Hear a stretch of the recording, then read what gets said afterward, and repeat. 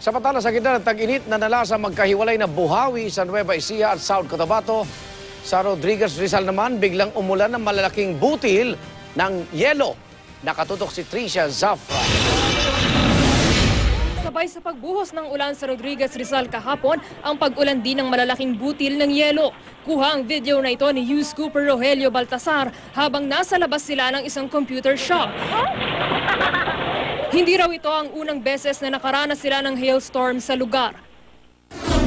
Sa Nueva Ecija naman, Buhawi ang nanalasa. Nagkalat sa gitna ng bukid na ito ang mga yero at bakal ng isang eskwelahan matapos liparin ng Buhawi.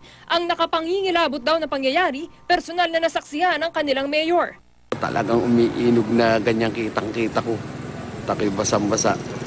Nakunan pa ng litrato ang pamumuo ng Buhawi. Nasira rin ng Buhawi ang isa pang kalapit na bahay. Itong mismong nasira na to sa likod natin, roughly 500 to 600,000 na raw ito, sabi ni according sa ating engineer kanina nakausap. Dahil sa nangyari, posible raw maantala ang pasukan sa nasirang eskwelahan. Buhawi rin ang pinaniniwala ang nanalasa sa mga bahay ng nasa 50 pamilya sa South Cotabato.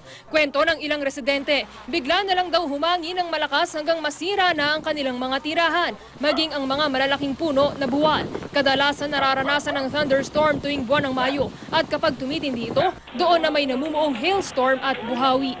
Tricia Zafra, Nakatutok, 24 Oras.